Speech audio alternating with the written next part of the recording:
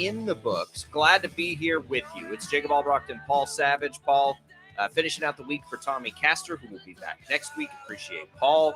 What a day, what a night. The draft was probably as wild and crazy as we expected. Just a ton to get to with it. We did get the Lamar Jackson deal in before draft time, which, all things considered, probably good for everybody. We'll talk about that. We'll talk about the surprises, what the Chiefs did. We have the top name we've been paying attention to in the transfer portal for men's basketball. Max Asmus makes a decision, and it is not the Shockers, and it is not Kansas State. So much to get to. You can always get in touch with the program on the IHOP hotline, which is 869-1240. We've got all kinds of giveaways, 3 different giveaways to get through today, and we appreciate you joining us as well on our video streams, which is coming to you on our KFH Facebook page or KFH YouTube page and our Sports Daily Twitter page. All right, Paul, there it is. You know what's on tap. How are you today? Good morning. I'm good. How you doing, big boy? Boy, what a fun night kind of to watch the draft. You had moments where I was a little frustrated, but a couple of moments I'd said to myself, well, you got that one right. And then I'd turn around and say, well, you missed that one. But anyway, it was a lot of fun. It was interesting. Watched a little NBA basketball, watched a little draft. It was kind of a cool evening. And you know what's wild about that is we base our opinions of the draft mostly, right? Not on the top guys, but for the most part, we're basing them off of what some random person writes about and grades a player. And look, it's wrong all the time. So, that's my favorite thing about the draft is just, we think that these things are just outrageous. Like, it looks like the Lions are absolutely insane, right, for taking Jahmyr Gibbs at 12 overall. Well, what if Jahmyr Gibbs just happens to be a really good player, right? Then it wouldn't be it only feels egregious because they added Montgomery in the offseason. They already had DeAndre Swift. They're taking a running back this early anyway, which is debatable. These things that we look at and we just scratch our heads at. We base that off of, not seeing these guys play in the NFL. So it is a little bit tricky. There are so many things to take away from the NFL draft's first round. I think first things first, Paul, visually, Kansas City has made that scene and that environment as attractive as we've seen it. It was a beautiful backdrop. Being able to put, I can't even imagine the impact something like that will have on the city of Kansas City. Well, it's taken a lot of work for Kansas City to be able to put that on. It has elevated the city, which has already been elevated with the success of the Chiefs. It's amazing to imagine like what these things could do for that city and this region, quite frankly. But it just, as I'm watching that, and I'm just seeing the city on display and how big that is and how much, money's at play there. All I can think about is the impact Patrick Mahomes has and how much impact, a great player or a great athlete can have on a city. Think about like the impact Michael Jordan had on the city of Chicago, right? Like that's what Mahomes is doing for Kansas City. And it's wild, right? All of these things are possible because they got a draft pick right. Because they drafted the right guy and put him in the right environment. And, sometimes we wonder, like, why is this such a big deal? Why do we, and then you just see that. And you see yesterday and you see all the 15s and the, 70,000 people that are sitting down there on their, and it's just wild to imagine. And it makes you wonder, like, who's going to be the next team that gets that type of thing accomplished? And I think that's, it all just sort of went in a full circle of why this is such a big deal and why we care so much about it and why it is so critical that teams do it well. And then we watch and it's got all the drama and everything we like in the NFL draft. But kudos to Kansas City. Hope everybody was able to take it in or maybe make it up there or whatever. But it was a great night, I thought, Paul, and good for the city. And I thought they did a fantastic job with it. You and I, in fact, the last Masters or the last couple of Masters, I've always made the comment with regards to it that it's so visually striking. Augusta is visually striking. You know, the thought crossed my mind last night. This reminds me of Augusta in a way. Visually striking. That's not an over exaggeration, is it, Jacob? Visually striking. The fountain with the changing colors, you know, they'd flip back to the fountain. It was gorgeous. And it might be a different color. And the way you have these guys walk down the hall, you know, put the hat on in the mirror. They're looking in a mirror, a two-way mirror. We're watching players fit their hat. I thought, you know, that was a lot of fun. They've done that before, I believe, but that was really cool. Walk down the hallway of the old Union Station and then walk out onto the stage. And it was everything about the whole production was great. And then the shot from the stage out to where it's daylight, stunning. But the whole thing was visually stunning. It reminded me of the Masters for some reason. But with that being said, it was very well done. It seemed to be timely. Of course, this is also scripted. We all understand how things are scripted in the NFL and how, particularly in the draft. But I just thought to myself, I saw an interview with Joe Namath this morning. I can't remember where I saw the interview. Somebody in the dorm hollered up at Namath, said, "Hey, Joe, you've been drafted. You've been drafted by the Jets in the AFL." He says, "Oh, cool." He's in his dorm room. So, and now no radio, no TV, no nothing. You know, you draft, you get a phone call from somebody. That's the way it was. How things have come around from the day when Joe Namath was playing to what it is today. Now it's a big deal. The one thing, obviously, Will Levis was the one thing that we were kind of wondering about. I have never seen a kid. Well, maybe I've seen it. I guess it has happened. But we see it all the time. We saw a kid who we were talking about just 2 or 3 days ago. There was a rumor, if you remember correctly, that he was going to be taken number 1. You remember that? I think we talked about that on Tuesday, I think. But anyway, with that being said, and then to drop completely out of the first round, I thought was interesting. You know, one of the things was he played dinged up this year. His stats weren't quite as good as they were as a junior. And, you know, sometimes at the quarterback position, it's tough to play dinged. You know, it's a tough deal. So maybe that had something to do with it. Maybe some people wonder if he can play dinged. Maybe they wonder what happened with the drop in production. I don't know. But, boy, you talk about a fall from grace. We're talking about a potential number 1 3 or 4 days ago, dropping completely out of the first round. He's going to be taken. There's no question about that, fairly early in the second round. But, man, that was a little bit of a surprise to me. And running backs. You know, we talked yesterday about how most teams, you know, you don't need to take a running back early in a draft because, you know, they're going to be available and, you know, the injury factor and you get running backs, you know, they're usually good running backs. And I didn't say great running backs, but good running backs are a dime a dozen. And that's no exaggeration. There's a ton of them out there. And to see 2 taken in the top 12 picks, it's stunning. And the needs that Detroit have, I find fascinating as well, because I look at the Detroit line, and I love Detroit. I love Dan Campbell. You know, I was a big fan of the Detroit Lions after Hard Knocks. I love Dan Campbell and how he operates. Old school, my friend. Old school is what Dan Campbell is. And I love that. And to see them take that, there had to be a reason. I don't know what the reason is, but there's got to be a reason. But, you know, boy, I thought you were crazy to talk about running backs yesterday to the amount that we did. And, but man, oh man, Jacob, somehow you knew what was going to happen. I don't know how you knew it because I didn't know it, but congratulations on that. You were timely yesterday with running back talk. Yeah, look, there's a lot to digest there, Paul. I think we'll get into Will Levis. We have seen it before. We saw it with Johnny Manziel. We saw it with Lamar Jackson. It happens. It's the most dramatic thing that ever happens in a draft, and it's awesome when it does, just from a viewing experience. Good Lord. Let's wish something bad on these kids. I'm not wishing anything bad.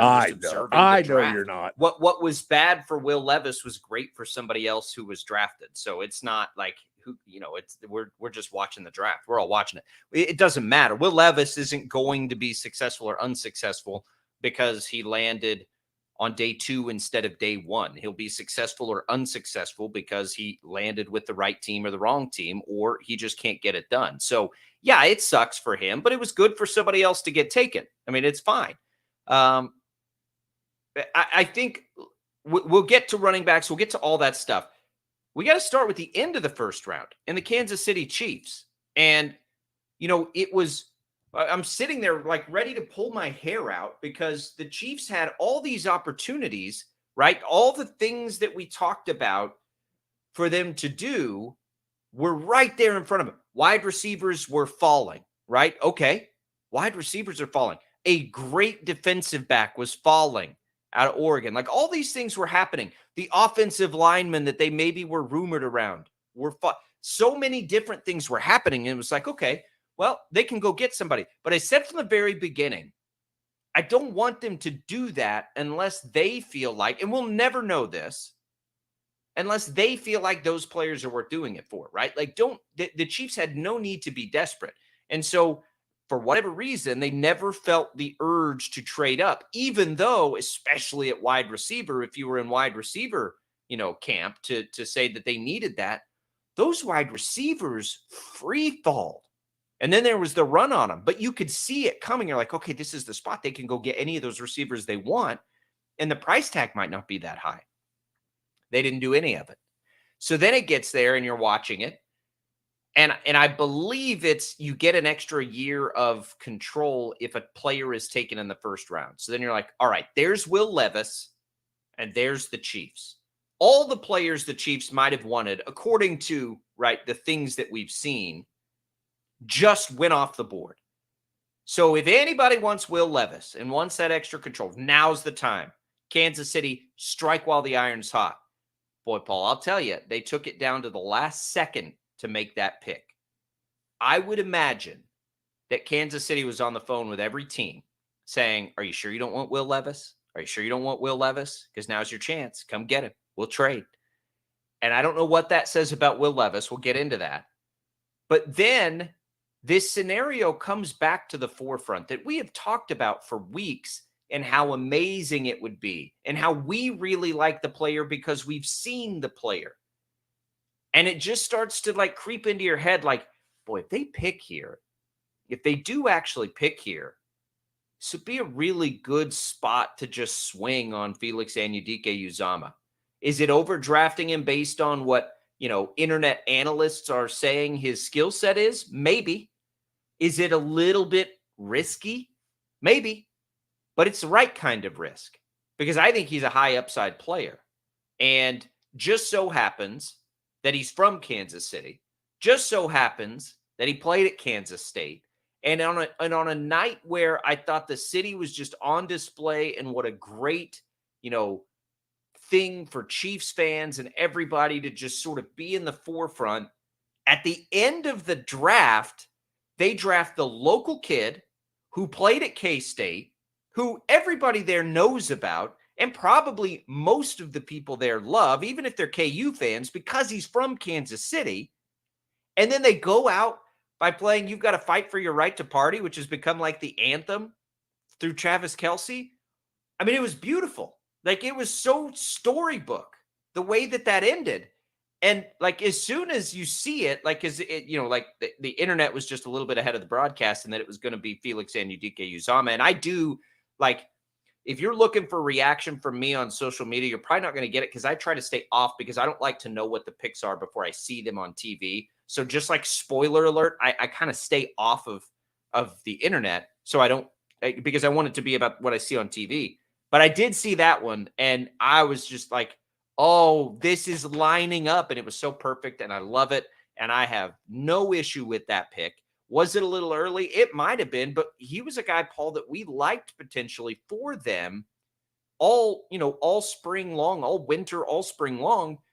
No, and it's mostly because I think we'd like to see the local guys stay home, right? And still have the opportunity to root for just an incredible college football player. And for the Chiefs, in reality on the field, I mean, at that spot when the draft fell the way it did, and clearly there weren't any takers if they were trying to trade out, which I think they probably were, I think it was just about right. I mean, he's not going to grade out on all your boards and stuff as the highest rated prospect, but that felt like a great spot to take a swing on a high upside player like Felix Anudike-Uzomah. I thought, all things considered, could the Chiefs have traded up and taken a receiver? Yeah, I think that probably would have been better. But just for, I'm a storyteller for a living, Paul, and man, that was so good to cap the night. Well, that was very well said, and you I guess you made a case. I mean, I'm not buying, but I mean, you made a case, and good try. Here's a kid that is a great pick. He might be a great player in the NFL. I don't know. A little on the small side to play the position, to do the things they're going to be wanting him to do. He's going to be dwarfed by a lot of the guys that are going to be blocking him and who will have really good feet and good hands. And I'm probably not as high. Now, I'm not saying that I don't think Felix can't make it in the NFL. What I'm saying is this was early. This is the first round. This is not a person that I think very many people had on the radar to go in the first round, and Kansas City took him. I think it was partly that it was Kansas State. I think it was partly that he's a Kansas City kid.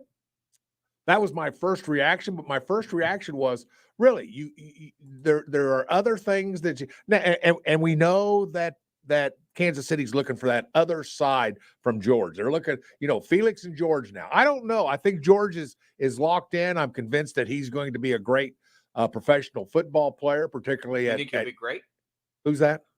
You think Karlaftis will be great? I think he could be. I think that he could. You said you think he will be. He could be or he will be, or two different things. I think he will be. I wasn't convinced because I thought his explosion off the line of scrimmage out of college was good. It was good, but it wasn't great. It wasn't Derek Thomas type stuff. I mean, now granted, that's I shouldn't be comparing anybody to say Derek Thomas, but you get my point. I'm convinced now that as he gets some coaching and matures, that he's getting better and maybe Felix will be the same way, but he's 6'3", 255. There are safeties in the NFL almost as big as Felix. And I don't know. I thought he would be a good second round, maybe third round when still available, but first round, I'm not so sure. Maybe I'm missing the boat here. What am I missing? What was this? Okay. Let's just pause for a second. All right, pause. So you think George Karlaftis will be great? George Karlaftis is 6'4" and 262. Well, that's still and you're holding Felix Anudike-Uzomah, who's 6'4", 256. Oh, he's 6'3". He's 6 pounds lighter than. No, here's the deal. You love George Karlaftis. I love his explosion. Literally the exact same size as Felix Anudike-Uzomah. I'm telling you, he's bigger. He's got to be bigger. I'm looking at their stats right now. Well, maybe but I've got an eyeball that can see things. You know what I'm talking about? I can see. Yeah, but Paul, you're getting old. You're getting old, and I think you might. I think you need to maybe get the prescription checked, because NFL.com has Felix about an inch shorter and about, 5-6 pounds lighter. Now, if you think that inch and 5 pounds is going to make one player great and one not, that's a little ridiculous. All right, let me rephrase then. Here's what my eyeballs tell me. My eyeballs tell me that coming out of Iowa, George looked pretty good to me. And George Karlaftis didn't play at Iowa. He played at Purdue. So it was in the same state. Okay, sorry about that. But the same state. Iowa and Indiana are not the same state. They are. Well, I'll tell you what, this segment's not going too good, is it? But anyway, here's what my eyeballs tell me. George has as good of explosion as anybody we saw in the draft last year, and I like that. The problem is right now is that when you and everybody knew he would be a first round pick. Is that right? Is that accurate? Can I at least say that? I can't remember his grade. But remember, they got him late. They got him late in the round too. Yeah, but I thought Felix was going to be in the first round. I think George Karlaftis is going to be good too. I don't think either of these guys, Paul, are going to be like Derek Thomas, Justin Houston type pass rushers. I don't think either of them are. I think that you've got two personalities that matter for that team and that coaching staff. I think that they love George Karlaftis because of his motor, right? And his attitude and all. And we heard about those things from day one from George Karlaftis, right? Like he brings it, his energy is high and all of these things. He had 6 sacks last year and 33 tackles in 17 games. So he didn't light it up. But we all kind of like his rookie year, right? I don't think he's ever going to sack the quarterback 15 to 20 times, but I do think he's a good fit for this team. I think Felix Anudike-Uzomah could be similar. Look, did they draft him a little ahead of where he might have gone? Maybe, but pass rushers, Paul, go. And I don't think he was slipping out of the second round, and they picked one pick out of the second round. I think that Felix Anudike-Uzomah could end up being a better pass rusher if you're just looking at sacks than George Karlaftis. But I think he, like George Karlaftis, brings the absolute right energy and attitude to this team. And here's the reason I think it matters less for the Chiefs than it might matter for other teams. They have Chris Jones, Paul. Like, that is huge. Nobody's ever going to outshine Chris Jones on this line. So right now you've got 2 good players with good attitudes that, have all the, the things that you like. Chris Jones is going to command most of the attention from the opposing offensive line all the time.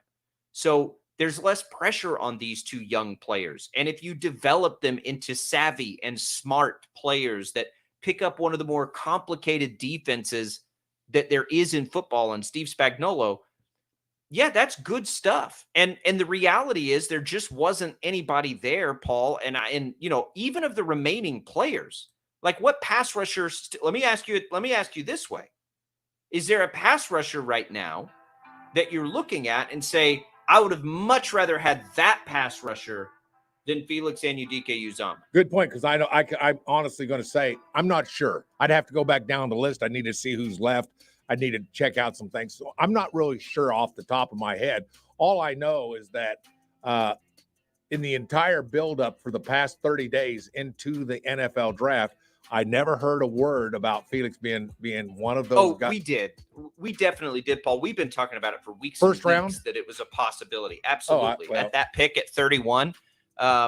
Look, it's there. I'm looking at all the rankings lists and everything, and most people have maybe 2 or 3 defensive edge rushers rated ahead of Felix Anudike-Uzomah. That's about right. Yeah. It is not that much of an overdraft if you think it's an overdraft. I don't think it is an overdraft because I think he fits for the Chiefs better than he might fit for other teams because what he'll be responsible for and asked to do is much different. We've seen him sack the quarterback 6 times in a Big 12 game. He's had 20 sacks in a season. Like he's a gamer, Paul. And sometimes with the Chiefs who are going to come down the stretch and sometimes you just need a big play, I feel like it's the high upside. I like it. I'm fine with it.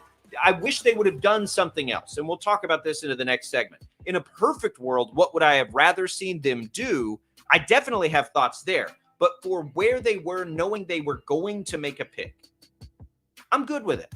What are your thoughts? The IHOP hotline open today, 869-1240. Chiefs fans, you can weigh in with us there. Want to hear that. We'll talk about what maybe would have been a better option had they moved away from that pick. As we go to break here, let's do our first giveaway. Monday Night Raw, Monday, June 12th, 6:30. Doors open at 5. Don't miss a star-studded night. Cody Rhodes, Bianca Belair, Seth Rollins, Kevin Owens, all the stars will be there, and you will be too. Our last pair of Monday Night Raw tickets available for the first caller during the break. Jad will get us a winner, and we'll come back with more Sports Daily right after this.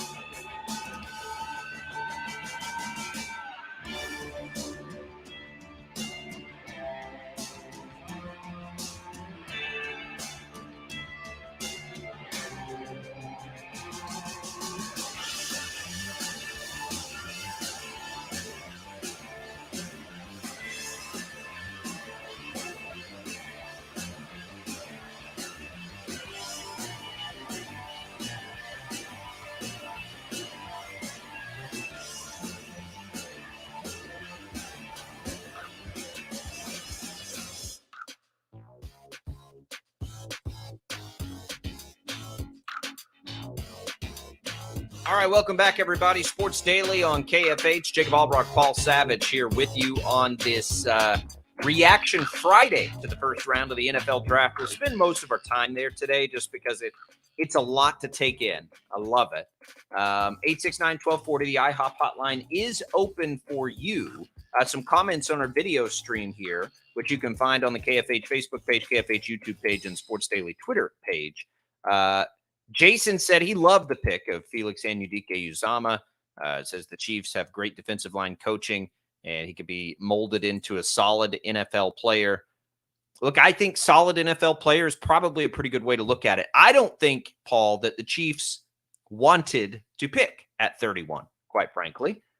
Whether they were trying to move up and couldn't get it done, which you've heard some reports on, whether they were trying to trade out so that somebody could come up and get Will Levis, they also weren't successful in. So then it became, well, what do we do here? We've got to pick. And I think it was as simple as, we have been around this player a ton. We really like him. Let's just go with it. Let's just make it happen.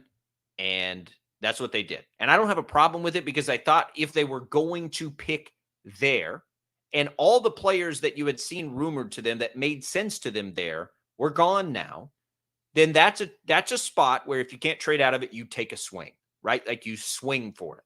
And I think that that's probably what they did. I don't think it was much of an overdraft. I think Felix Anudike-Uzomah was going in the second round anyway, maybe third, but I don't think so.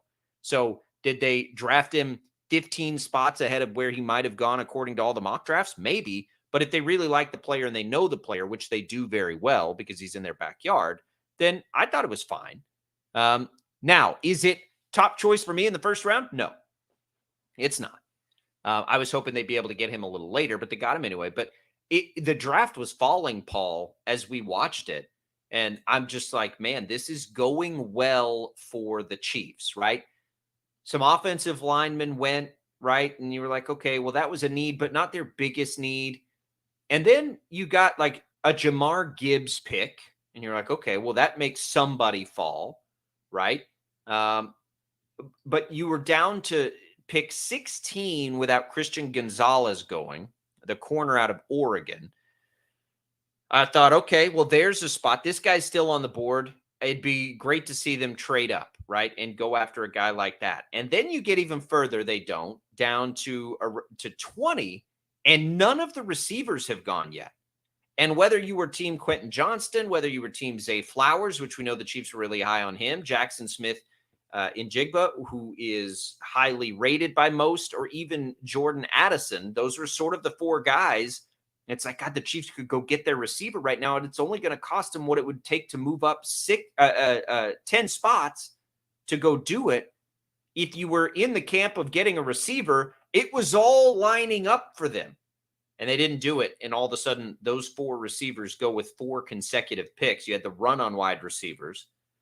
It's like, okay, well, now we're to pick 24. Maisie Smith out of Michigan, I think, is a guy that a lot of people liked. I don't know that I liked him as much for the Chiefs. He's a big guy, and they have Chris Jones in the middle, and I've never liked the experiment of putting Chris Jones on the edge full time. But you had Anton Harrison, who is maybe the most rumored player to Kansas City, still sitting there. And Nolan Smith is still sitting there, Paul, and that's probably the big one. I don't know that anybody saw that coming. And it's like, okay, they just can move up a couple of spots and get one of these linemen that we really like, right? Most people really like, and they didn't do it. And maybe they tried and they couldn't get it done. And I didn't, an overpay. I'm not sure there was any player after the wide receiver run that would have been worth, to me, an overpay to move up. Like, how much is it going to cost you to move up those 10 spots? And we'll never know the answer to that. I think you could have justified going to take your pick of the litter at wide receiver a little more than you could have on the line. I don't know a lot about the receivers pretty much after that group, quite honestly. I mean, we've seen some of them, so we'll take a look at it. But I thought when all of that happened, I didn't know what to think. Like, Paul, we watch it and it's like, man, they had so many opportunities to go do something. And the draft actually fell in a way that they had a good look to be able to go do it. And they're sitting here at 31. And I think everyone's kind of like, okay, they're going to trade out here. Somebody's going to come get Will Levis. And that doesn't even happen. And we see that tick timer go down there, the clock timer. And then they make the pick of Felix Anudike-Uzomah. Again, I'm good with that pick. I'm fine with that pick for nostalgic reasons. And in reality, I think it's the appropriate risk for a team that could afford to be a little risky there. But I really would have liked to seen him move up. I thought that the players fell in a way that they could have done it, Paul. I didn't have a good honestly, like going to get the corner to me would have been the best move, going to get Christian Gonzalez, or even, I guess Forbes. I like Gonzalez more. And then even a receiver. I thought that those were two good opportunities, and they probably could have used one of their extra picks, or even if they had to give up a third or something to do it, I thought they should have, but they didn't. But that would have been my preference. I would have actually, as the draft fell, Paul, I would have liked to seen him move up into that spot to get Gonzalez or Forbes, one of the two defensive backs. Well, and of course, I was a little flummoxed because I was of the camp, and we'd talked about it in the last couple of days. Zay Flowers was going to be somebody that the Chiefs were going to trade up to try to get because of the things he brings. I mean, that Tyree Hill type, quality of speed and versatility, and lining him up wherever you want, anywhere on the football field and that kind of thing. And I'd really kind of sold myself that this was what they were going to do, whatever it took. They were going to trade up to a point where they thought they could get Zay Flowers. Didn't happen. And it turns out he goes to who did he go? He went Baltimore. To the Baltimore Ravens. And I was a little surprised on that. I thought that was where it was going to go. And as you have mentioned, and you can go through Mazie Smith and Anton Harrison and Murphy, and a lot of these guys, they just weren't available. You're going to trade up. Does it make sense for the Chiefs to trade up 2 or 3 spots when you're picking? I see that. I think so, because I don't think the price tag would have been tremendous. It may not have been, but that's what it depends on, the price tag. What would it? What would have? Sure. Yeah. What would have taken? None of those players, if the price tag was, too high, and I'm not sure what I would define as too high at this point because we just don't know. But I get it. I get why they didn't trade. But I'm still surprised it's Zay Flowers. I mean, everything that because we know they liked him, right? Because we know he'd been talking to Patrick Mahomes. We knew that they'd worked out and done all that. Yeah, I agree. I agree. And I thought, especially when you saw Quentin Johnston go. I mean, that's the spot there where it's like, oh my God, we got to go get Zay Flowers. Like, I think that, you could envision scenarios always where wide receivers go a little earlier, right? And they just weren't. And you're into the 20s now, and you can essentially get your guy. It felt like, okay, go do it. Go get him. I think that seeing Gonzalez fall as far as he did was an absolute surprise. And that's why, like, as it's happening, I'm like, go get this guy. Just, now is where you go and get a potential game changer. They didn't do it. And then it's like, okay, well, the receivers haven't gone yet. Now it's like, you're not even moving up that high to get receivers. We'd wondered if they'd have to get into the teens to take one of these guys. Well, now you're to 20. Man. Okay. And the other thing is, too, that makes this hard to look at, right, is how do they evaluate? What does their board look like? So 4 receivers are off the board. Paul, they may love Marvin Mims, for instance, just to use the name of a guy we all have seen play, right? Maybe they love Marvin Mims. That's what makes it hard, too. They may have evaluated a large group of receivers that they felt about the same about, so they didn't want to go get somebody. And that's what I've always, I've been saying this for months now, since the end of the season.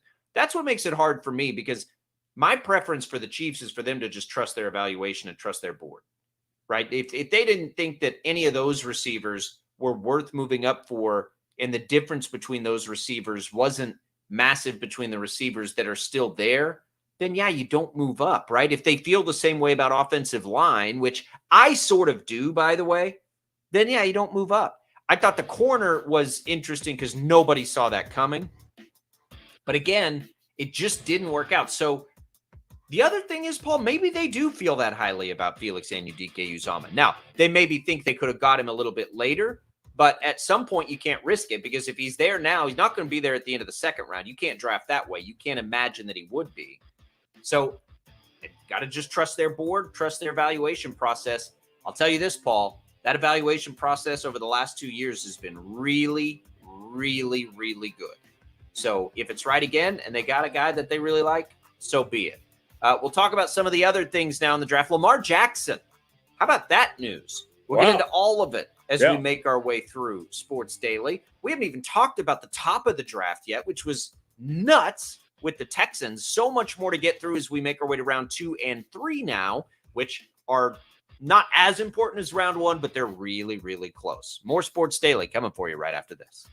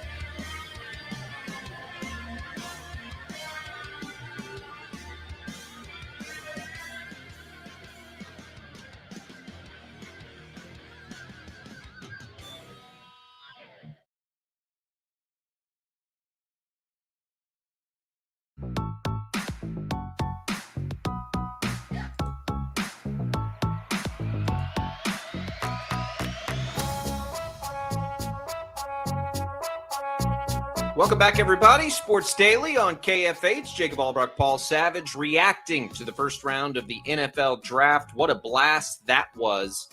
And we have so much more to come. So much more to get to in that round. We haven't talked about the top end. We've really only discussed the Chiefs and what they did in the draft. So we've got a lot of that still to come. We have 2 more giveaways. Congratulations to Ty, by the way, winner of our final pair of WWE tickets. We've got tickets to Coheed and Cambria coming up, and we've got tickets to the Guardians of the Galaxy Volume 3 movie on a sneak peek from Boulevard Theaters Town West. All of that still to come. The IHOP hotline always open for you, 869-1240. You can catch us as well on our video stream and comment there if you're watching on Facebook or YouTube. So glad to have everybody's input on the show. Always a good time. Let's go to the IHOP hotline. We've got Joe on the line. Joe, how are you? Hey, good morning, fellas. Joe Rocco, how are you, my friend? Hello, Paul. Hey, Joe. Well, I just wanted to mention yesterday I was with Mr. Savage and we were doing some errands and we stopped by the HTO store. And I was amazed by the amount of different teas that were available at that store. I mean, you could sample so many of these teas. And I ended up spending about $20 there just getting teas that I enjoyed. Well, we appreciate that, Joe. So Joe is Joe, thank you very much. So my wife and I run HTO here in town, East and West. So Joe went in there yesterday to try it out. 26 flavors, Joe, and the coffee. Since you're talking about it, Joe, just in the spirit of things, Jad, why don't we give away a free HTO iced tea and a free Brewhouse offering, which is the hot or cold coffee drinks. We'll do that here real quick while Joe's discussing it, just in the topical nature of it. 869-1240, the IHOP hotline. We'll give away a pair of those right now to the first caller. Joe, well, so are you a tea guy before you went in there, or did we convert you? I'm normally a coffee person, but I do have tea before 5 o'clock at night, and I really enjoy the sweet tea. I was able to find a great tasting tea I'd never tasted before. It was known as the sweet coconut tea. Excellent. Absolutely excellent. For a gallon of that, for a gallon of the unsweetened coconut. So it was a nice try. Now the next time I'll go there, I'm going to try the coffee. Yeah, that's what I had. I had the yesterday. You'd recommended the cinnamon / honey. I believe, is that right? I think I'm right. Cinnamon honey macchiato. Yeah, the cinnamon honey. And let me just tell you, what a treat. I mean, that was good. That was really good. It's delicious. And so I had the coffee because I really thought we would get coffee. Joe and I both would get coffee because, like Joe says, he's a coffee drinker. But Joe ended up carrying out some tea by the gallon, and I thought to myself, well, I don't blame Jacob, my mom. She and I went to the grand opening of your first store out west. Yeah, as you know, we were there the very day you opened.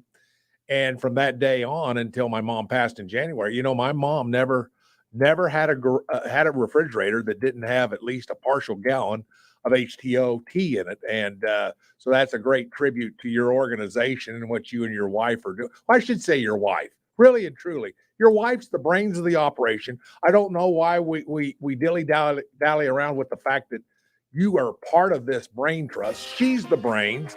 And but anyway, hats off to you and your wife and what you guys have done. And thanks for giving Joe and I a place to go yesterday after we'd run our errands. Well, we appreciate it. Joe, thank you very much. Congratulations to Daniel, by the way, who grabs a tea and coffee from HTO. Make sure you go east for the coffee, Daniel. You can go east or west for the tea. Congratulations there from HTO and us at Sports Daily. Joe, appreciate it. Next time you're headed in there, let me know, and I'll come say hi if I'm not working here on TV or wherever else. All right, Paul, let's take a quick break. We'll come back. Let's talk some more of the NFL draft, but everything else, right? We've hit the Chiefs.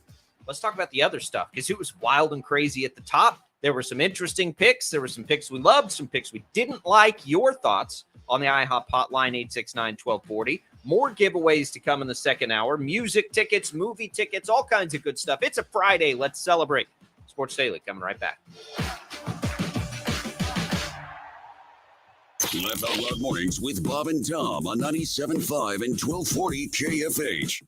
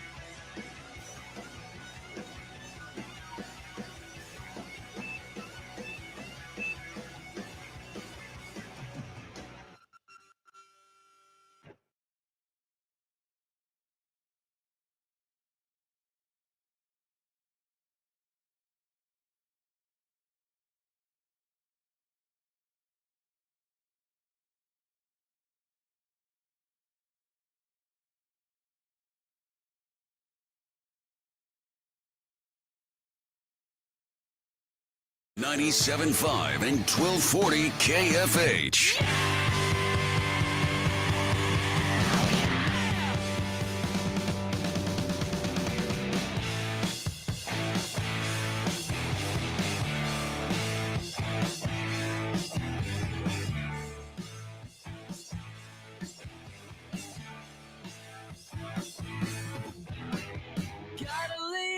All right, welcome back, everybody. Sports Daily on KFH. NFL Draft Round 1 in the books. Jacob Albracht, Paul Savage with you here. We will continue to talk the NFL Draft, a little basketball recruiting news coming later in the hour, giveaways as well. We'll give away music tickets. We'll give away movie tickets, all kinds of good stuff. The IHOP hotline is open, 869-1240. You can also comment on our video stream, YouTube, Facebook, Twitter, all the places available for you. Paul, let's start at the top of the draft now. We spent most of the time there in the first hour talking about what the Chiefs decided to do, but at the top it was Bryce Young, as expected, for Carolina. First Alabama player to go number 1 overall. Just hang on. First ever player from Alabama to go number 1 overall. That, Paul, is the most insane thing I've ever heard. All the great players that have come out of Alabama. Right. And of course, how can that even be possible? Right. And of course, the first Heisman Trophy winner at the position of quarterback from Alabama. One would have thought that there would have been somebody along the way that would have won it. But I mean, there's a lot of firsts on that, and I get that. But Bryce Young is going to be fine. It was interesting when he did his interview with the young lady from ESPN. They were eye to eye. That was a joke. I'm sorry. I was uncalled for. But anyway, but this is a pick that I don't have a problem with. Personally, I would have gone with C.J. Stroud. Now, obviously, you look at C.J. Stroud. The Texans are thinking something that I'm thinking.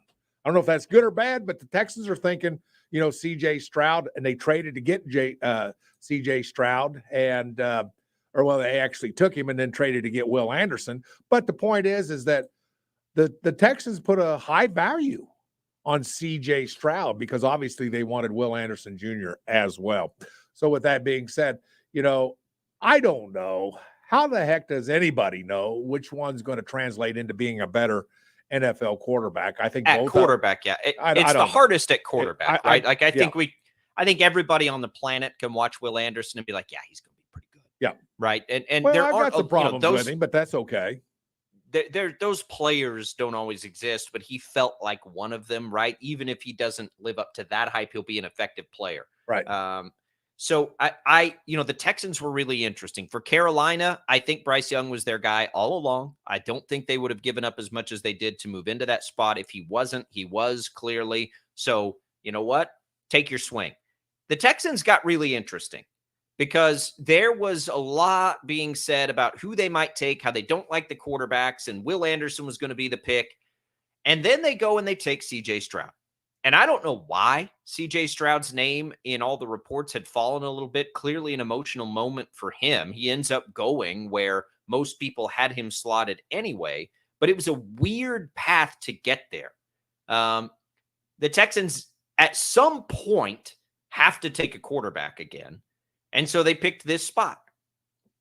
D'Amico Ryans, Will Anderson, like that connection made too much sense. And it was like, okay, well, they're going to take their quarterback. I hope for Houston that works out. For years, Paul, they've been building up all this draft capital, right? Right. And then all of a sudden, after they take C.J. Stroud, now they're starting to utilize some of that draft capital. Don't blame them. And they go and they get, their guy, I think, in Will Anderson, who they had all along, but they felt the pressure to take a quarterback. But, Paul, they gave up a lot. And the Cardinals, I thought, did a really good job getting out of that spot. They picked up another first. And I believe they picked up their second round pick this year, which is real early in the draft. So all of a sudden now the Cardinals do, I think, a really nice job there because what were they going to do in that spot? Right. And so they get up from Houston to they pick second today and they end up moving down and then moving back up a little bit. I think they probably wanted the tackle to begin with in Paris Johnson. So the Texans were interesting there. They obviously swing for the fences. It doesn't happen very often that teams get 2 out of the top 3 picks. I think it was the 3rd time that had ever happened. You really like the risk, I think, was appropriate for them. Had no issue there.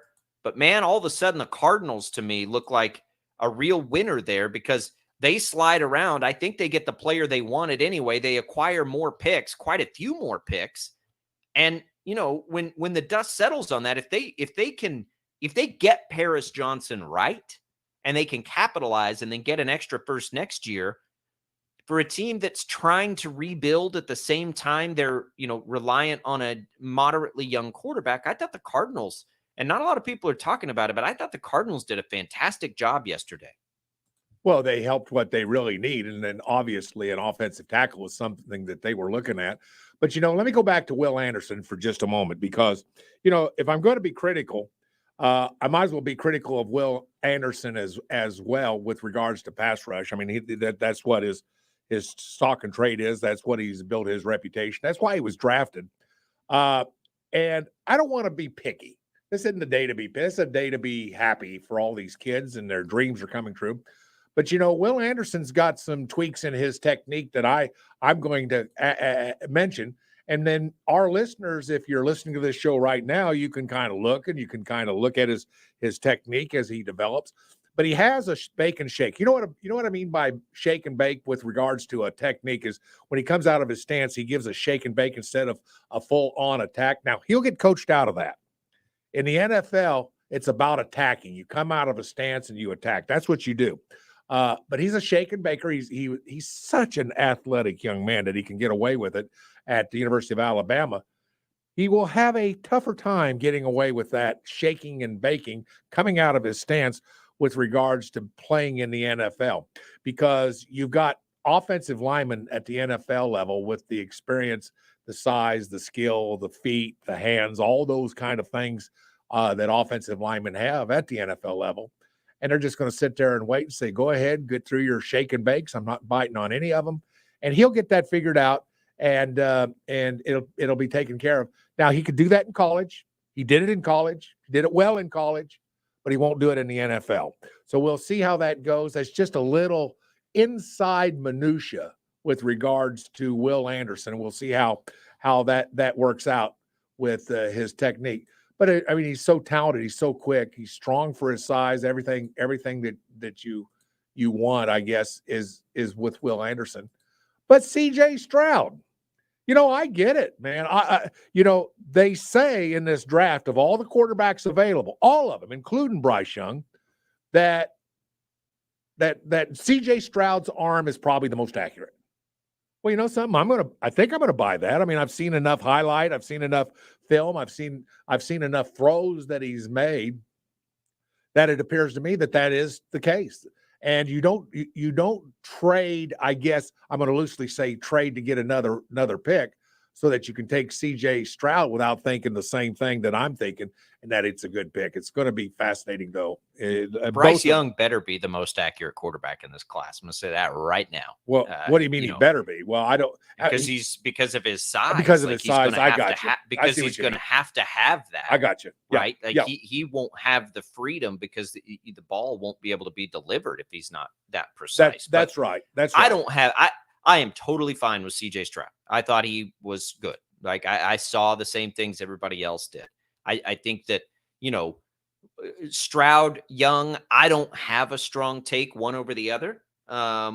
Bryce Young did nothing but win at a level, we don't really see. Like they brought this up last night and it was a good point. So I've said before, like watching Bryce Young, I never watched him and was like, man, I can see it. There's no doubt that guy's going to be a good NFL quarterback.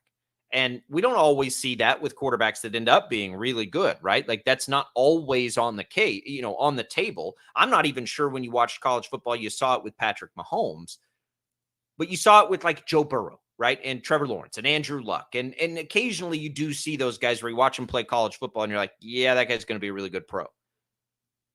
Bryce Young, I never really saw it, but they did a good job in bringing this up yesterday. Like, when has he ever had a bad game? And that was one of the things I thought that was really interesting. And they're like, as we went back and watched, when we watched tape, like he never has a bad game ever. He lost 3 times in his career, but it was never because he played poorly. Like he never plays bad, right? And so there is some value in that, I think, right? That a guy's going to continue to get back up when he gets knocked down and always be, have his team in a good position to win. Is that the flashiest thing? No, but is that a tremendous value and good attribute? Of course it is. Of course it is. Because CJ Stroud's knock for a lot of people is he did have some bad games. And so, okay, that's fine. It's what the Colts did it for that to me becomes very interesting. Because Anthony Richardson yeah, right. is a unicorn type player, right?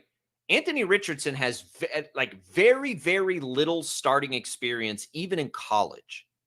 So there is going to be inherent risk there. I think that's okay, right? There was inherent risk with Jalen Hurts. That's worked out pretty well. There were inherent risks with Lamar Jackson. That's worked out pretty well. There were inherent risks with Josh Allen, a guy that played at a lower level college football. That worked out pretty well. Joe Flacco, I think Joe Flacco, for all things intents considered, who played at a lower level, that worked out. So we see this happen all the time. The Colts doing it is interesting because I don't think anybody thinks Anthony Richardson's going to step right in and be there.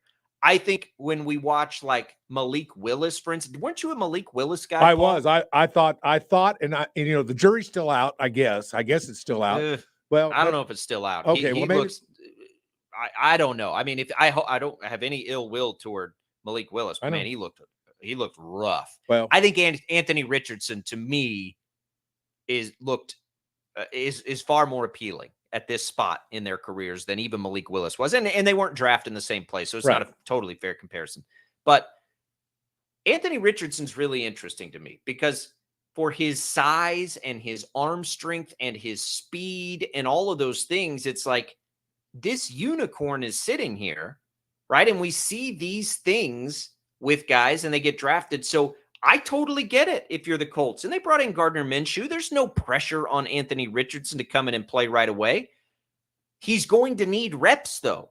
So you've got this interesting dynamic for a guy who hasn't played a lot of quarterback, like started big-time games. What did he start, like 11 or 13 or something at Florida? Who needs those reps, but he probably needs a little time to also get up to speed because of that. What the Colts do at that position, to me, is going to be really interesting. How quickly do you feel pressure to get him in there? I don't know. But that felt like a decent risk for them, I think, right? Didn't that feel? Because most people thought that might be Will Levis's spot. And if Levis comes in, Levis is going to come in and probably be expected to play pretty quickly wherever he ends up landing today. Maybe a little less so now that it's not in the first round. But if you're the Colts there and you're thinking, we've got Minshew, and let me ask you this way, Paul, who has higher upside, Richardson or Levis? Well, at this point, it's obvious somebody knows something about Levis that I'm not aware of. And I get your but just point. upside. I'm just saying pure when we see like Jalen Hurts in a guy that we were like, yeah, I don't know if he'll be able to throw at this level and pass at this level. And we saw that before Hurts with Lamar Jackson. And Justin Fields was different because I think everybody thought he could throw at that level. And he's now become this, maybe the best runner we've ever seen in the things that he was doing last year. And you sit here and you look at Anthony Richardson. Oh, and by the way, and Josh Allen, I think fits in there too, because he was sort of a big arm, never played at that level, inaccurate. He's got some athleticism. When you see all of those players now being able to succeed in the modern NFL, that's where I look at a guy like Anthony Richardson. And it's like, yeah, if you're going to take a shot on, like if you're the Colts especially, and you're just going to take a swing on somebody to be an ultimate game changer, like we keep seeing in the NFL, and some of those guys don't work out either. Of course they don't. Richardson felt fine to go there to me. Mm-hmm. And it started to make sense as you get another look at his film. Like, man, this guy is just uniquely sized and sort of like Justin Fields. It's like you've got Cam Newton with 4.4 speed out there. I get it for Indianapolis. And I kind of like it more than Levis for them. I get the upside. The ceiling for Anthony Richardson is, to me, by far the highest of this quarterback group. his floor might be the lowest, and that's a part of the risk too, but his ceiling is so dadgum high that if you're the Colts, I get it. Right. Because they've got a chance to be pretty good, even if Gardner Minshew starts all 16 games with the way the rest of their roster looks. Mm-hmm. Well, let me tell you why. I say pretty. Now, let me hang on, because I don't want that. Pretty good. No, they got a chance to win, 7-8 games or whatever if Gardner Minshew starts, because they've got Jonathan Taylor and a decent line and decent defense. I don't expect big things out of the Colts, but I thought for that team that felt like a really appropriate spot to take the swing on Anthony Richardson. Well, here's the thing that why I would say Anthony Richardson has a little more upside. One, it's a 6'4" body. He's got a prototype body, 6'4". 240 something, 245, 250. He's got that body. But the thing that I like about Anthony Richardson and why I think he was probably taken by the Colts, at least, one of the reasons. Let me rephrase it. One of the reasons he took is that Anthony Richardson is very productive with his legs, but not on purpose, not by design, not as an outlet. If you're in trouble, the pocket collapses, the pocket closes, you're forced to run. It's not that deal where Anthony Richardson is one of those quarterbacks that you give me one little crack, I'll take off. I just like my cracks in the offensive line, and if I get one, I'm gone. That's not who Anthony Richardson, but he can run. He can run. Very similar in my mind to, when needed, Patrick Mahomes, which is a nice compliment. In other words, Patrick Mahomes can run and pick up first downs. That's not the game plan. That's not what he wants to do. It's just what he does. And he does it when you need it. And for me, Anthony Richardson is the same way. He might be one of the better, tall pocket passers who runs probably as good as any of that type of quarterback. So I like Anthony Richardson, which is probably why I would certainly take him over Will Levis. But no, I have no problem at all with Anthony Richardson with the Colts taking him with the 4th pick. It makes sense to me in a lot of ways. There's some upside with this guy. There is some upside. So I don't know if that's quite how the answering of your question, but I think it's a good pick. And I do not blame the Colts at all for taking him at number 4. Yeah, look, I don't either. I think that was a good spot. And then let's, as we go down the list, Paul, we're going to get to running backs in the next segment. So we're saving that just a little bit because it's going to take a little time to digest. The other, thing I think that happened sort of universally in the first round that everybody, if you're a fan of any other team besides the Eagles, shakes your head at, is that they were able to get Jalen Carter at 9, right? And then also go in and get Nolan Smith. And they're going to be able to run like 8 pass rushers in there, rotate those. Paul, you've coached the lines. You coached the lines.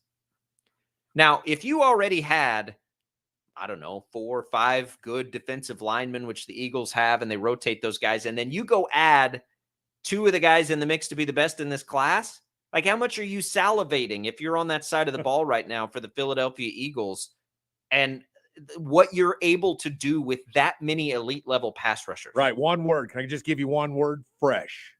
You're going to have fresh bodies in a defensive line, and the toughest position on the entire football field to play, and that takes the most effort, is defensive line, because you're the guy that's going. If you're an offensive lineman, you're catching, you're just retreating. But to attack and to play fresh is something really special. Most teams never have that, do they? Most teams, you got 2, 3, up to 4 really good defensive linemen, and that's it. And you play them and you run them and you run them down like a racehorse and they wind down. Boy, what an advantage the Eagles are going to have. And by the way, Jalen Carter, no question, the best 3 tech in all of college football in my mind. Explosive, moves well, great hands, can squeeze his pocket. He does everything that you would look at for a 3 tech. And, I think that was one whale of a great pick. And I do not blame them at all for trading up. I would have taken him too if they thought Tennessee was going to take him. He would have never, if the Bears were going to Paul, take he'd have never made it to 9 if the off the field stuff wasn't there. I mean, he well, just I think wouldn't that's right. have. No, I think that's probably true. And the Eagles, because of what they have and being able to get to that spot, like if any team could inherit the risk of his off the field stuff that's happened in the car wreck and all of that bad, Right. The bad stuff, it's the Eagles, right? Because there's no pressure for them to hit on that pick, especially when later in the round they get Nolan Smith. Right. Like if all goes sideways on Jalen Carter because of the off the field stuff, you still got Nolan Smith later and added to your defensive line. And it was just one of those days for them where you're the rest of the league and you just sort of shake your head like, how did they do that? Like, how did we let that happen collectively, rest of the league? Because now we're going to have to pay for that. And, that'll be fun to deal with for a while. But the Eagles, I thought, did a really good job. All right, let's get ready to take a break. We'll come back. We'll talk the running backs. I know it's on your mind. And then we definitely want to talk the Max Asmus news from yesterday as well. Haven't even had a chance to get into the Lamar Jackson news. We'll get into that if we have time. If not, we'll touch on it next week. But let's see, which giveaway should we do here? Let's do the movie tickets. Or is this, Jad, are we playing Coheed and Cambria right now? Actually, we're not. Okay, let's do the movie tickets then. I just wanted to make sure there. Let's do Guardians of the Galaxy. We got a pair of tickets to the Boulevard Theater in Town West Square. Sneak peek Thursday, May 4th. At 7 o'clock, we'll give away a pair of tickets right now. First caller on the IHOP hotline during the break, 869-1240. Jad will get us that winner. We'll come back. We'll talk running backs when we return on Sports Daily.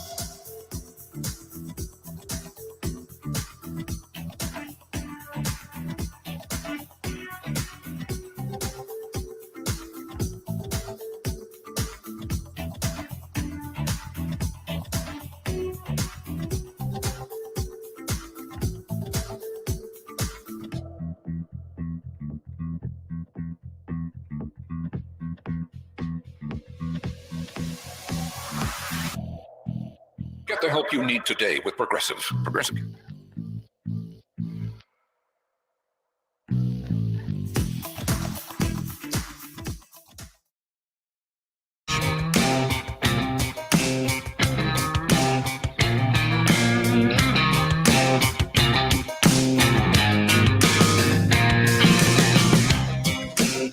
All right, welcome back, everybody. Sports Daily on KFH. Jacob Albracht, Paul Savage with you on this Friday, going through the NFL draft. We'll end the conversation today, Paul, with the running backs. We'll get to the Max Asmus news before the end of the show as well.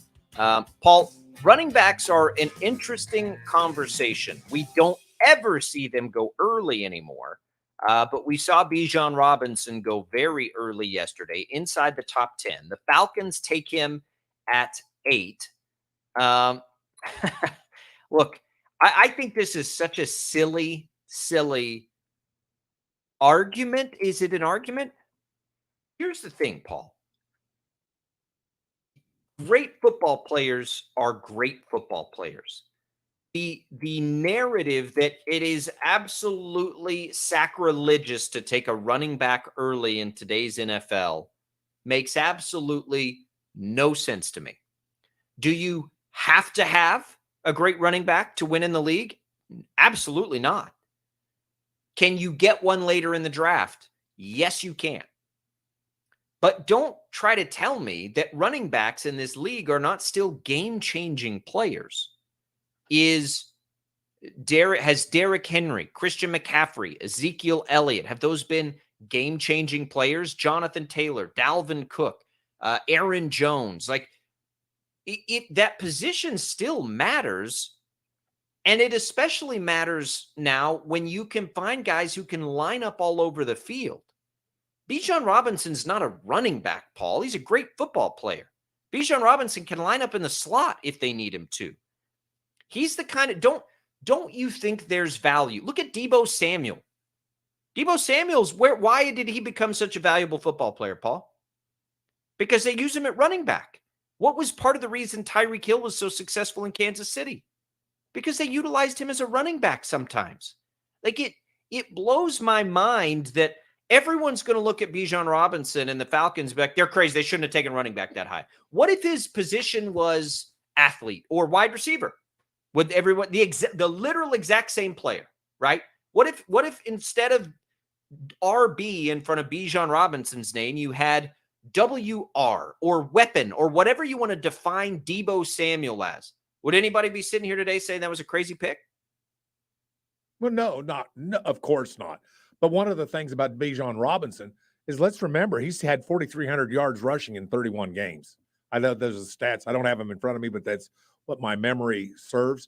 That's a lot. That's good. And we're talking about quality opposition, Big 12 quality opposition, to have that many yards in that few of games. That's something that you don't see anymore in today's football. It's different. Offenses are different. And you have a guy like that, 215 pounds, he's going to be somewhat durable, or they're going to assume he's going to be somewhat durable. I really don't blame the taking of Bijan Robinson. I think the Falcons probably are a good spot for him to go. But he is a guy that is being perceived as being that one special guy. Now, if you want to talk about a pick that's a little surprising, Jamar Gibbs surprises me a little bit. Now, that surprises me to the point because there's still questions about who he is, his size, how he fits in to an NFL offense. And I think there are some situations. I mean, he's 5'9", 199 pounds. He's going to have to increase his skills in certain areas of the running back trade, pass rush, or pass defense, pass protection. I mean, there's things he's going to have to do to get better. I think that Jamal Gibbs, at his point of being picked 12th by the Lions, is surprising. Not so much for Bijan Robinson. I'm not going to fault the Falcons for taking Bijan Robinson at all. I like that pick because he could be a game changer. Jamar Gibbs, I'm not so sure. Yeah, I don't look. Jamar Gibbs might be fine. I didn't mind it that it was Jamar Gibbs. I minded it that the Lions just invested in David Montgomery and they already had DeAndre Swift. Like that's what doesn't make a lot of sense to me. It's not that I got nothing against Jahmyr Gibbs. And he's sort of a utility knife type guy too. But and maybe they just line him up in the slot. Not at 12. Right. I think that it's not as much that for this. I don't mind the Lions. I only mind it because they have other backs. They have other. Now, if they use Jahmyr Gibbs in a way where he's out there all the time, then I don't have a problem with it. So that's the thing for me with this narrative that you don't need to take these guys early. I just think that that's nonsense. Great players need to be taken early. It's up then to the coaching staff to utilize those great players figure out in whatever way they need to be utilized. If Bijan Robinson is a top 10 talent in this draft. Now, I didn't see him that way. So it's interesting for me to have this discussion because I didn't see Bijan Robinson that way, but almost everybody else did. And if he is that, then taking him makes all the sense in the world because you can put him anywhere. Who cares what his position is? The NFL doesn't really play that way anymore. There are still feature backs like that have value in this league. Of course there are. It still matters to be able to run the ball. But when you have a great player who can catch the ball like a wide receiver, great. If he's the most talented guy and you need talented guys on offense, take the player. I have no problem with the Falcons if they see him as that kind of talent. And again, almost everybody does. Then I got no problem with it. Go take him because you're just going to use him as long as he's out there on every snap. Who cares? People continue to look at this like you're taking a running back who's only going to run the ball on first and second down. Well, yeah, if you've got a running back that's only going to run the ball on first and second down that you're using high picks on, that doesn't make sense, right? Right. I got But if you've got a running back that you're going to put all over the place, that's out there for all three downs, that you're using like Christian McCaffrey, if we took age out of the equation, Paul, if age, like for my next question, don't consider age, don't consider anything but strictly their ability and what they can do on a football field. And we could go in and you take quarterbacks off the board, right? Where do you think Christian McCaffrey would rank where teams would want to take him? Oh, that's an interesting question. That's a good question. I would imagine, oh my gosh. He'd be way up there. Top 15, maybe? Top 15 for sure. Maybe better, but at least top 15. Absolutely. Okay. So, like, you look at that, and everyone loves to go take wide receivers early. Okay.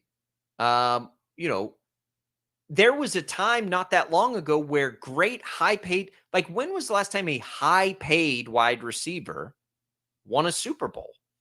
Like where you see like the highest paid guys. It doesn't like go look at the trends of the teams. Now that's changing. Well, don't the get me Rams wrong. had That's one changing in the good. league now. Yeah, I got you. Yeah, No. in Cooper Kupp, right? Cooper Kupp was one of those guys. Yeah, so it's changing to some degree now, but for a long time it was like, well, high-paid receivers, they're not worth it, right? It's not worth it to draft receivers early and all this. The exact same thing that exists for running backs now existed for wide receivers just before it existed for running backs. We said the same thing about wide receivers when the Patriots were winning all their Super Bowls. Right. And so, you just have to like stop with the narratives for a minute. Like trends matter in the NFL, yes, but great players are great players are great players are great players. Mm-hmm. And if Bijan Robinson is a great player, then the Falcons taking him makes absolute and total sense. The only reason you're seeing that being graded poorly is because of the two letters in front of his name that are RB, right? That's it. So if we called him something else, like if Bijan Robinson, for whatever reason, came into this draft and we had something called a weapon, right? Offensive weapon or flex player or whatever you want to call it, where do you think people would be salivating over adding Bijan Robinson to the offense? Oh, this guy can line up everywhere. He runs great routes. Like all the things that he does, if they didn't just call him a running back, everyone would love the pick. So you either like the player or you don't like the player. Don't poop on the pick because of the two letters in front of his name. He's either a good player or he's not a good player. Well, They'll figure out a way to use him. That's a good point. And needs of your team will obviously dictate whether you take a running back, a guy with an RB in front of his name. It depends on the needs of your team. It depends on your coordinator. It depends on game plans. It depends. There's a lot of things that depend on where you take him or who you take at whatever pick it might be. So I'm with you on that. I understand that. And that's for now. That's for this draft. And this may be for the way then it becomes a question, Paul, of whether you evaluate Bijan Robinson that highly. I mean, that's what really, and then you can get into that. So there are rumors now that the Lions are trying to trade DeAndre Swift, which makes the Jahmyr Gibbs pick make a little bit more sense because David, you do want two guys there. You don't want three, but having two makes sense. So if you took Gibbs and now you can get something for Swift, okay, that makes a little bit more sense. By the way, if DeAndre Swift's available and the Lions need to offload him and you can get him cheap, I understand his injury risk. I'd be interested, in DeAndre Swift. Yeah, he is a dynamic talent. By the way, is there an offensive line other than Alabama that you would rather be a running back and play behind? I mean, Jahmyr Gibbs is one of those players who also had the advantage of, my goodness, let's face it, almost an NFL quality offensive line. Now, I'm not throwing shade on that. I'm just saying he had the advantage of playing behind a pretty good offensive line, didn't he? So, but they get the most talented players for that reason too. Like talent is talent. Part of the reason. I mean, it's fine. If they get something for Swift, that makes more sense. But I like your take though. This was the most unusual. I guess maybe I say surprising pick of the entire first round was Gibbs going to number 12 to the Lions. The pick, the place in the draft picked me. The player surprised me, and the team that took him. All three of those things surprised me to a certain extent. I was a little surprised. Most unusual. I'm not going to say the worst pick because how do we know? I'm just going to say the most unusual, and basically a head scratching pick was at number 12 by the Lions. Yeah, it is. And so here's the list of first round running backs, and you understand why there's hesitation. Najee Harris in 2021. I don't think that's working out. Travis Etienne, the book is out. He was pretty good last year. We'll see. Clyde Edwards-Helaire, even though it's counted as a first round pick, which, okay, technically, no, that didn't work out. Josh Jacobs, he's been okay. Saquon Barkley, when he's on the field, you can see the appeal there. Rashad Penny's hurt every year. Sony Michel, meh. Leonard Fournette, meh. Christian McCaffrey, obviously worth it. Zeke Elliott, obviously worth it. I think the Rams would tell you Todd Gurley was worth it. And then you get back into like Trent Richardson's and Doug Martin, and now you're going way back, more than 10 years. But I get people's hesitation. But my point is that position is changing so much, right? That we cannot think of guys in the same way that we think of, bruiser running backs. Those guys still exist, and those guys are still valuable. That's not what it is. But to have players that can line up all over the field and just get the ball in their hands, the NFL's never been more, prone for that to work. Mm-hmm. Well, would you mind if I lead us into another question with regards to running backs, and that's Deuce Vaughn at K-State? What do you think the chances of somehow, some way, Kansas City Chiefs getting Deuce Vaughn? Because here's what I think. I think Deuce Vaughn would bring something really special when you have quarterbacks. Oh, sure he would. I mean, with like Patrick Mahomes, and now you got Kelsey, who you can line up anywhere you want. You can play any position almost on the football field, other than maybe running back. But then you add to the mix a Deuce Vaughn. I'm kind of thinking to myself, how do you not feel that this guy could be something special at the NFL level with the Kansas City Chiefs? Now, Deuce Vaughn may not be that good with a lot of teams because that's not who they are. They don't have the quarterbacks that can utilize it. They don't have the offenses that can utilize or specialize in doing certain things with certain players. But the offensive staff at Kansas City and the quarterback at Kansas City can really make something special of Deuce Vaughn. How do you think he fits in it today? Because he's going to get drafted today. You think he'll go in the top 3 rounds? I'm not sure. I think he fits. I think he could. I think he fits for anybody. I think for him, the best place is a place like Kansas City because they will utilize him that way. You think it's Saturday he gets drafted? I don't know. I don't either. I guess I don't. Seeing what teams just did in the first round at that position, I think enhances the value of Deuce Vaughn and the way that position's being valued. His skill set for being the move around kind of player is very high, and he can return, by the way. So I think that if you're Deuce Vaughn, Kansas City's perfect. If he falls to him and they got a spot to add that kind of weapon and they don't get the receivers that they like, I'm in. I am too. Like, all the way in on that. Me too. I mean, you don't match the level of production we saw from him. Darren Sproles, there's so many examples of guys like Deuce Vaughn that can be such weapons for teams. And the Chiefs do have a need, honestly, for that kind of a weapon still. So, yeah, I'd love it. But I think there's about 32 teams that could find use for Deuce Vaughn on the roster. So, yeah, maybe you're right. Maybe that does elevate him. And what we saw in the first round could amplify that. All right, let's give away our final pair of tickets. This one to Coheed and Cambria. We will do that right now to our first caller, Coheed and Cambria, Friday, May 12th, 7 o'clock out at the Cotillion. Special guest, Deaf Heaven. We'll give away our final pair of tickets to that right now. First caller, IHOP hotline 869-1240. We'll come back. We'll talk a little college basketball next on Sports Daily.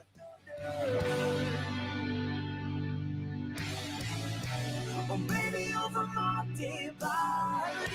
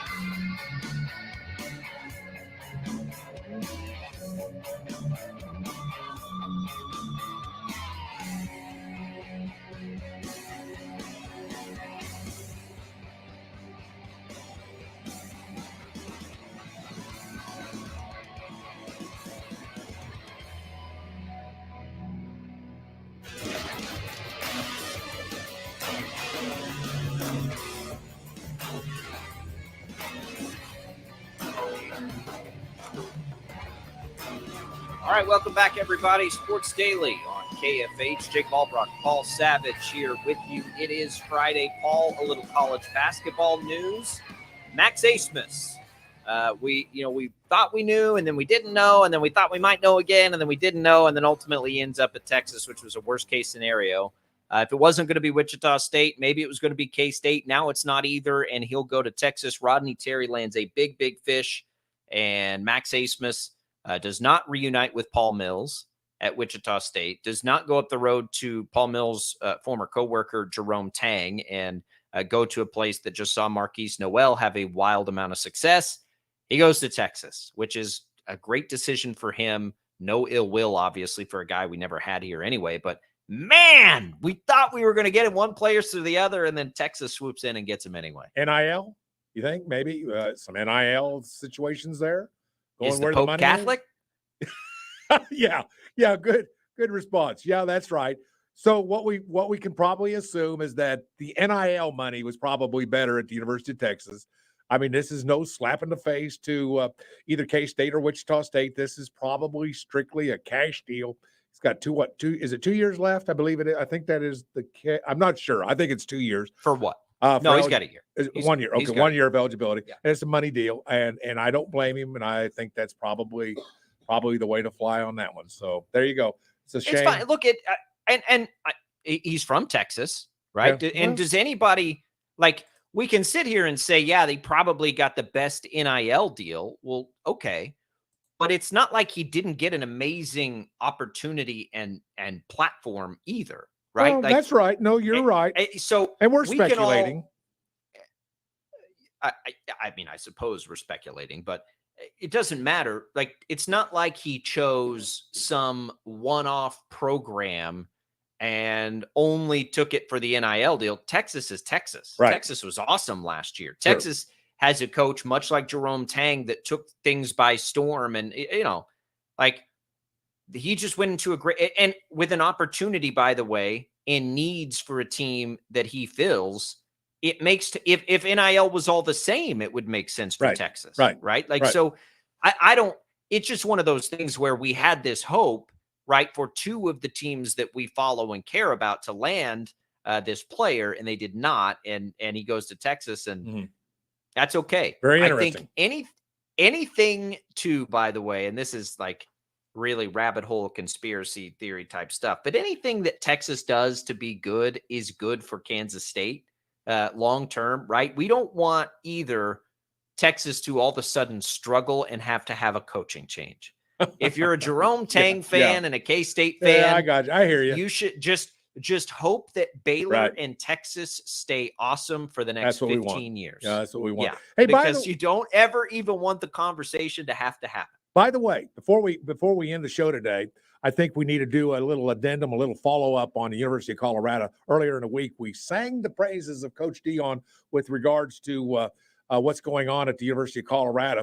Then the next day or so, we heard that Colorado was going to that 18 players entered the portal to leave the University of Colorado with regards to the portal. And that seemed like a lot. Your thoughts, and then if you don't mind, I'll give you my thoughts on what happened. Why so many players are leaving the University of Colorado? Take it, Jacob, and then I'll follow up. Because they're not vibing with Dion, and they don't think that's going to be the best place for them to succeed. It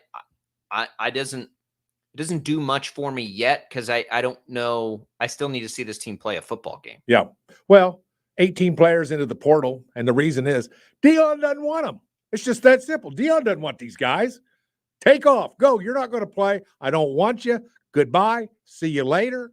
You'll probably have a certain amount of guys that think they deserve to play. Going to end up being problems. But 18 players leave. Dion says, I don't want you. And that's why all those players are leaving. Right now, players are flocking to play for Deion Sanders. And I get it. I understand. But to make it real simple, why so many players? Dion doesn't want them anymore. And that is the reason. I don't want anybody to read anything into the situation. That many players leaving, it sounds like it's mutiny or something.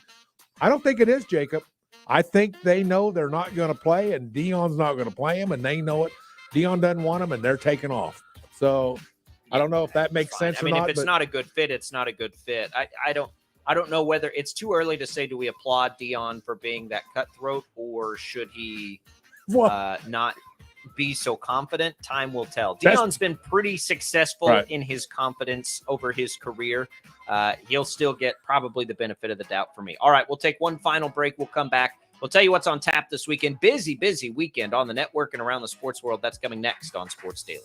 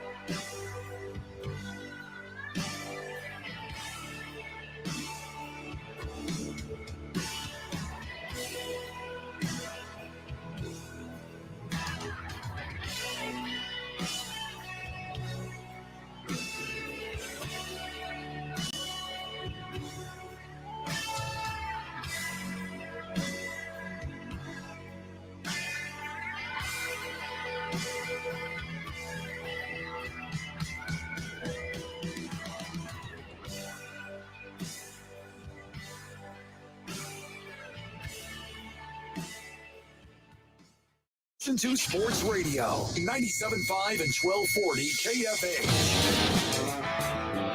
All right, everybody. That does it for the week. Jim Rome at 11, Bob and Jeff at 2, Maggie and Perloff 4, Zach Gelb 5, Wichita State Baseball in Memphis. Get ready to go at 5:40, Wichita State Baseball. Then at 1:40 Saturday, 11:40 Sunday, as the Shocker baseball and softball teams pick up big weekends. Paul, thanks for filling in this week. It's been fun. Had fun. By the way, everybody stop by HTO. And we will appreciate that, Paul. We'll get a couple inductions again over the next couple weeks to the Wichita Sports Hall of Fame. We'll get Tommy back on Monday. Thank you to Jad Chambers for producing. Congratulations to all our winners. Thanks to our guests this week. We'll be back fresh, ready to roll. NFL draft in the books. We'll do it on Monday. Sports, lighter news, and great comedy with Bob and Tom mornings, 97.5 and 1240 KFH. Wichita.